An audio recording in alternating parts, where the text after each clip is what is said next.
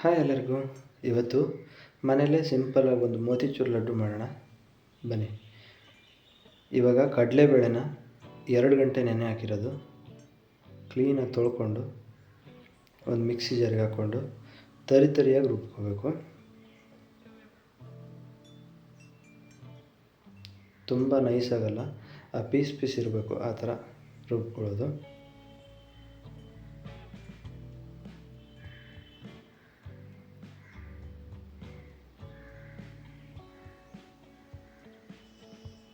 ರುಬ್ಕೊಂಡಾಗಿದೆ, ಈ ಥರ ಇರಬೇಕು.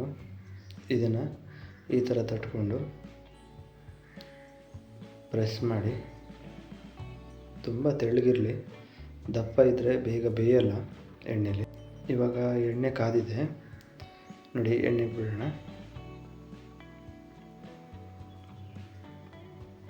ಇದು ಚೆನ್ನಾಗಿ ಒಳಗಡೆ ಎಲ್ಲ ಬೇಯಬೇಕು, ಆವಾಗ ಹಸಿ ವಾಸನೆ ಇರಲ್ಲ ನೋಡಿ. ಈ ಥರ ಆಗಿದೆ.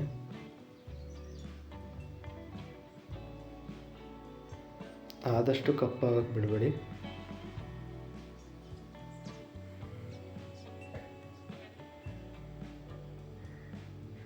ನೋಡಿ ತಕ್ಕೊಂಡಾಗಿದೆ. ಇವಾಗ ಸ್ವಲ್ಪ ತಣ್ಣಗಾಗಲಿ. ಇವಾಗ ಸಕ್ಕರೆ ಪಾಕಕ್ಕೆ 1 ಕಪ್ ಸಕ್ಕರೆ, ಹಾಗೆಯೇ 1 ಕಪ್ ನೀರನ್ನ ಹಾಕಿ ಕುದಿಯೋದು. ಒಂದೆಡೆ ಪಾಕ ಬೇಡ ಇದಕ್ಕೆ, ಜಸ್ಟ್ ಸಕ್ಕರೆ ಕರಗಿದ್ರೆ ಸಾಕು. ನೋಡಿ ಇವಾಗ ಕರಗಿದೆ, ಅದಕ್ಕೆ ಒಂದು ಸ್ವಲ್ಪ ಫುಡ್ ಕಲರ್ನ ಆ್ಯಡ್ ಮಾಡ್ತಾಯಿದ್ದೀನಿ.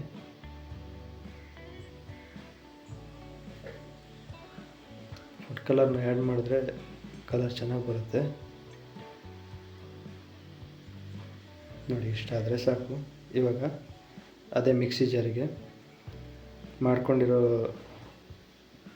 ಅಂಬೋಡಿ ಇದೆಯಲ್ಲ, ಅದನ್ನು ಕಟ್ ಮಾಡಿ ಹಾಕ್ಕೊಳ್ಳೋಣ.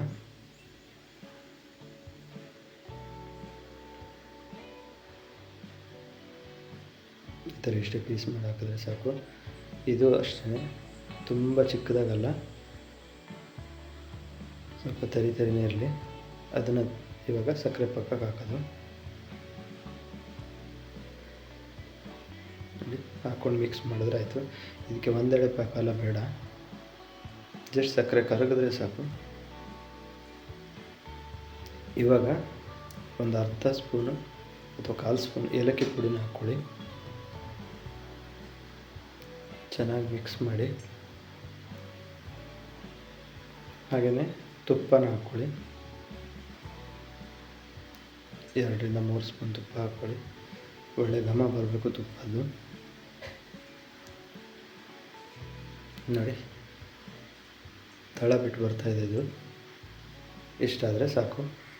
ಇದನ್ನು ಒಂದು ಪ್ಲೇಟಿಗೆ ಹಾಕ್ಕೊಂಡು ಅದಕ್ಕೆ ಗೋಡಂಬಿನ ಚಿಕ್ಕ ಪೀಸ್ ಮಾಡಿ ಹಾಕ್ಕೊಡ್ತಾ ಇದ್ದೀನಿ ನಾನು. ಇದನ್ನು ಈ ಥರ ಉಂಡೆ ಕಟ್ಟಿ ರೆಡಿ ಮಾಡಿಕೊಂಡ್ರೆ ಮೋತಿಚೂರ್ ಲಡ್ಡು ರೆಡಿ. ತಿಂದು ಹೇಗಿತ್ತು ಅಂತ ಕಮೆಂಟ್ ಮಾಡಿ.